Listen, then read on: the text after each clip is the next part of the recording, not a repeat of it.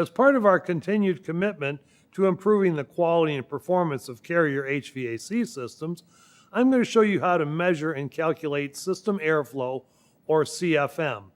In a previous video, we demonstrated how to take the airflow measurements. In this video, we will show you how to use those measurements to calculate the airflow in CFM, or cubic feet per minute. Calculating the CFM is a three-step process once you have completed your airflow measurements. Calculate the velocity for each individual pitot tube reading, calculate the average velocity for all the readings, then use that average to calculate the airflow, or CFM.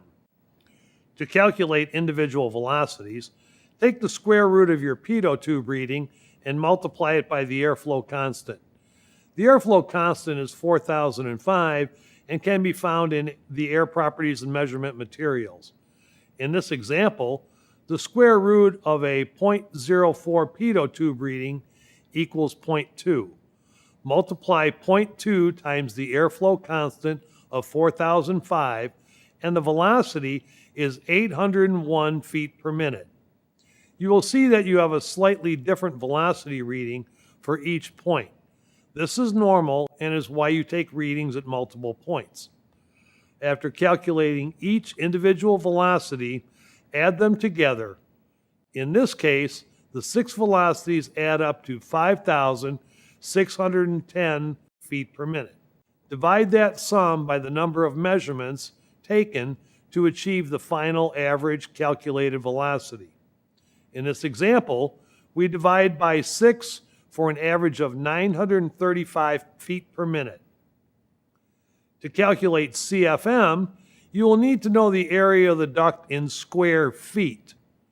Measure the width and depth of the duct in inches, then multiply the two dimensions to get the area in square inches.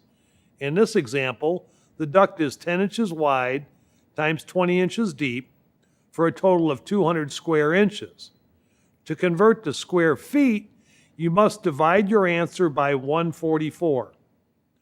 In this example, the area of our duct is 1.389 square feet. Now you can calculate CFM.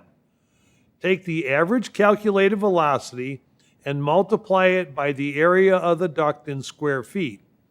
Using our example of 935 feet per minute and our duct area of 1.389 square feet, multiply these together and the final calculated airflow is 1,299 cubic feet per minute. We are almost finished with the CFM calculation. Air has different properties at different elevations and temperatures. These differences can be accounted for using the density ratio factor, which is based on the altitude the equipment is installed in and the temperature of the air. This is where you will use the temperature readings we discussed in part 1 of this video, taking the measurements.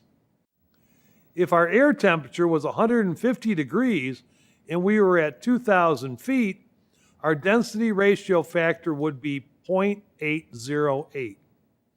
To determine the actual CFM being delivered, divide the measured average calculated CFM by the density ratio factor.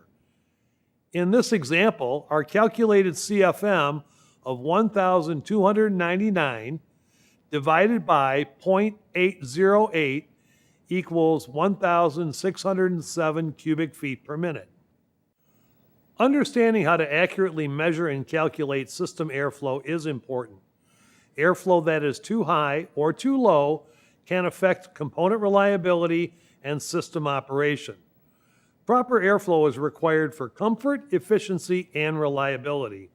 Thanks for watching Tech Tips.